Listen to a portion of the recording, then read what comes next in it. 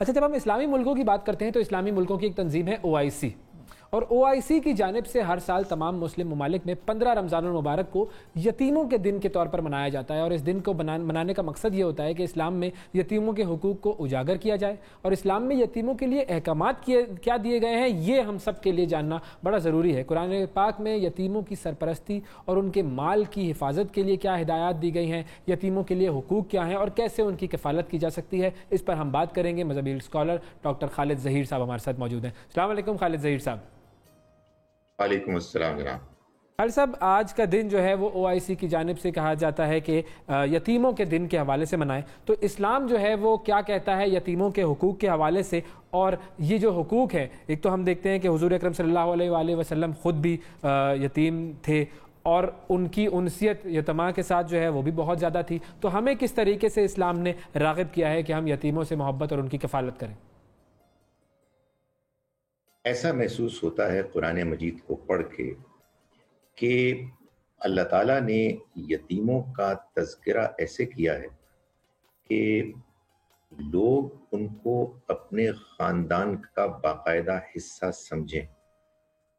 ان کو چونکہ ان کے باپوں کے سائے سے محروم ہونا پڑا ہے، اس وجہ سے ان کی ذمہ داری اب پورے معاشرے کی ذمہ داری ہے۔ اللہ تعالیٰ نے یہ بتایا ہے کہ اگر ان کے مال کو کوئی ناجائز طریقے سے ہڑپ کرے گا، اس کا ٹھکانہ جہنم ہے۔ سورہ نساء میں یہ فرمایا کہ جو یتیم کا مال کھاتے ہیں وہ اپنے پیٹوں میں جہنم کے انگارے بھر رہے ہیں۔ سورہ نساء قرآن مجید کی وہ سورہ ہے کہ جو یہ بیان کرتی ہے کہ مسلمانوں کا جب معاشرہ کہیں وجود میں آئے گا اس کے بنیادی خد و خال کیا ہوں گے۔ اللہ تعالیٰ نے اس میں پہلی آیت میں تو یہ بتایا کہ یہ انسانی معاشرہ ایک مرد اور ایک عورت سے اللہ تعالیٰ نے وجود بخشا، اور پھر ان کے ذریعے سے بہت بڑی تعداد میں مرد اور عورت پھیلا دیے۔ اس بنیادی بات کرنے کے بعد جو پہلی بات اگلی آیت میں کی وہ یہ ہے کہ یتیموں کے مال کو تم ان کی نگہداشت کرو اور ان کو ان کے حوالے کرو۔ ان کے باپ نہیں ہیں تو اب تم ان کے ذمہ دار ہو، اور ان کے مال کو اپنے مال کے ساتھ ملا کر گڑبڑ نہ کرو کہ تم ان کا اچھا مال اپنے پاس رکھ کے ان کو اپنا برا مال دے دو۔ ایک اور بات میں آپ کو بڑی سگنیفیکنٹ بتاؤں، اجازت دیں گے دو بتاتا ہوں۔ ایک یہ کہ قرآن مجید میں سورہ انفال میں اور سورہ حشر میں اللہ تعالیٰ نے نبی اکرم صلی اللہ علیہ وآلہ وسلم کے خاندان والوں کے لیے جو اخراجات کی ذمہ داری حضور پر ایک خاندان کے سربراہ کی حیثیت سے عائد ہوتی تھی، اس کے لیے یہ بتایا ہے کہ مال غنیمت کا خمس 20% حصہ وہ آپ کے خاندان والوں کے لیے ہے، اور مال فے یعنی وہ مال کے جو مسلمانوں کو حاصل ہوتا ہے ایسے کہ کوئی دشمن فوج بغیر لڑے بھاگ جاتی ہے اور مال چھوڑ جاتی ہے، وہ پورے کا پورا مال اللہ تعالیٰ نے فرمایا کہ اللہ کے رسول، رشتہ داروں، اور رشتہ داروں ہی کے فوراً بعد فرمائے یتیموں کے لیے۔ تو معلوم یہ ہوتا ہے کہ اللہ تعالیٰ نے یتیموں کو نبی صلی اللہ علیہ وسلم کے خاندان کے افراد ہونے کا شرف بخشا۔ اور ایک بات جو میں اور بتانا چاہتا ہوں وہ یہ ہے کہ اللہ تعالیٰ قرآن مجید میں سورہ فجر میں خاص طور پر یہ بتاتے ہیں کہ اللہ تعالیٰ کا تقاضا یہ نہیں ہے کہ ہم یتیموں کو ان کا مال دے دیں بس، یا جو ان کی ضرورت ہے وہ پوری کر دیں، نہیں۔ اللہ تعالیٰ شکایت کر رہے ہیں مکے والوں سے، کلا بلا تکرمون الیتیم، تم یتیموں کی عزت نہیں کرتے، ہمیں ان کو عزت اور احترام کا مقام دینا ہے۔ تو آپ یوں سمجھیے کہ یہ معاشرے کے لیے ایک چیلنج ہے کہ بعض بچے ہیں کہ جو بچپن ہی میں اپنے باپ کی سائے سے محروم ہو جاتے ہیں، اور اب وہ بچے پورے معاشرے کی ذمہ داری ہیں کہ ان کی نگہداشت کی جائے، ان کی دیکھ بھال کی جائے، ان کے ساتھ زیادتی نہ ہو، اور ان کو عزت اور احترام کا مقام ملے۔ صحیح. اچھا, اب اس حوالے سے ایک اور چیز, اب اگر ہم یتیموں کی کفالت کرنا چاہیں بحیثیت انڈیویجول یا بحیثیت معاشرہ, تو اس کا پروسیس کیا ہوگا؟ کیونکہ گود لینے کے حوالے سے تو یہاں پر جو ہے وہ معاملہ ذرا صحیح نہیں ہوتا. اسلام جو ہے وہ اس کو انکریج نہیں کرے گا کہ اگر میں کسی لڑکے کو گود لیتا ہوں تو وہ میری بیٹی کے لیے نامحرم ہوگا, یا اگر میں کوئی لڑکی جو ہے بچی کوئی گود لیتا ہوں تو وہ میرے لیے اور میرے بیٹوں کے لیے نامحرم ہوگی. تو یہ سلسلہ نہیں ہو سکتا. اچھا, یہاں پر اسی وجہ سے شاید پھر ولدیت کا بھی ہے کہ آپ جو بچہ گود اگر لے رہے ہیں یا اس کی کفالت کر رہے ہیں تو اپنا نام اس کو نہ دیں, اسی کے والد کا نام اس کے ساتھ جڑا رہے. تو اب یہ سسٹم کیسے ہوگا؟ جو یتیماں ہیں وہ کہاں رہیں گے, کس طریقے سے وہ سسٹم ڈیولپ ہوگا کہ وہ بیسٹ ان کو جو ہے وہ ہم کفالت کر سکیں ان کی؟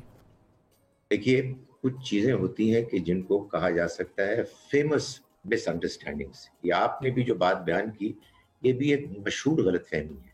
اچھا, گزارش یہ ہے کہ سورہ احزاب میں, اگر میں غلط نہیں ہوں تو آیت نمبر 4 میں, 4 نہیں تو 5 ہوگی, اللہ تعالیٰ نے یہ واضح فرمایا ہے کہ دیکھو, یہ جو تم بچے پالتے ہو لے پالک, ان کو ان کے باپوں کے نام سے پکارو.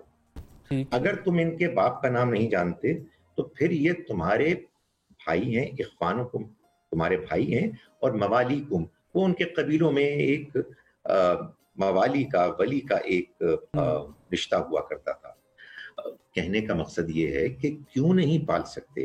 اب آپ نے یہ محرم کا معاملہ کیا, بیان کیا, تو اس کا مطلب یہ ہوا کہ جب کوئی فیملی کسی بچی کو پالے گی یا بچے کو پالے گی تو جب وہ بڑے ہو جائیں گے تو وہ اگر پالنے والی ماں ہے تو اس کے لیے وہ نامحرم ہوں گی. بالکل. اس کا کیا مطلب ہے؟ اس کا مطلب یہ ہے کہ جو ایک اللہ تعالیٰ نے محرم اور نامحرم کے درمیان ایک ذرا فرق کیا ہے, جس میں محرموں کے ساتھ ایک بے تکلفی ہو سکتی ہے. اور اگر آپ قرآن کی بات کو سمجھیں تو قرآن مجید نے سورہ نور میں جو احکام بیان کیے ہیں مردوں اور عورتوں کے اختلاط کے انٹریکشن کا پورا معاملہ ہے, اس میں خواتین جو کرتی ہیں نا زینت کا اظہار, میک اپ اور جیولری وغیرہ, تو اللہ تعالیٰ نے فرمایا کیا, وہ ہمارے ہاں یہ لفظ بولا جاتا ہے, قرآن نے یہ لفظ نہیں بولا.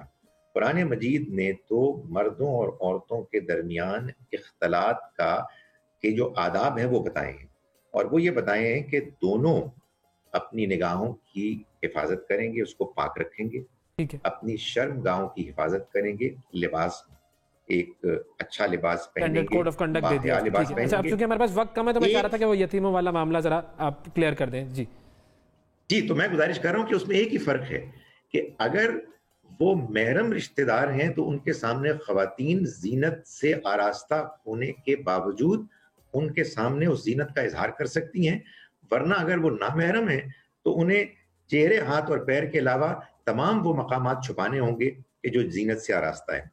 اس کے اوپر تو یہ تو ایک الگ ٹاپک ہو گیا نا کہ وہ پردے کے معاملات کیا ہیں. میں کہہ رہا تھا کہ وہ پھر یتیموں کی کفالت کے لیے اگر ہم گود نہیں لے رہے تو وہ سسٹم کیا ہونا چاہیے, یہ اگر مختصراً بتا دیں. میں کہہ رہا ہوں لے رہے ہیں, کیوں نہیں لے رہے, ٹھیک ہے, یعنی کوئی رکاوٹ ہی نہیں ہے, صرف اور اگر کوئی ریسٹرکشن ہے بس. ٹھیک ہے, اور ورنہ سسٹمز ڈیولپ کرنے میں تو کوئی قباحت نہیں ہے نا کہ ہم سسٹمز ڈیولپ کریں ان کے لیے. کرنے میں کوئی قباحت نہیں ہے, لیکن لیٹس فیس اٹ, ہمیں بڑا اچھا ہے کہ ہم یتیم خانے بناتے ہیں, لیکن یہ ان کو عزت دینا نہیں ہے. عزت دینا تو یہ ہے کہ وہ ہمارے گھر کا حصہ بنے. قرآن مجید نے اس میں ایک اور چیز بیان کی ہے کہ جو شخص اس کو افورڈ کر سکتا ہے وہ ان کی ماؤں سے شادی کر کے ان کو اپنے گھر کا حصہ بنا لے. یہ ممکن نہیں ہے تو میں نے آپ کو بتایا کہ ان کو پالنے کے لیے, ان کو اڈاپٹ کرنے میں بھی کوئی رکاوٹ نہیں ہے, سوائے ان 1-2 رکاوٹوں کے کہ جن کا ہم نے ابھی ذکر کیا. ٹھیک ہے, بہت شکریہ.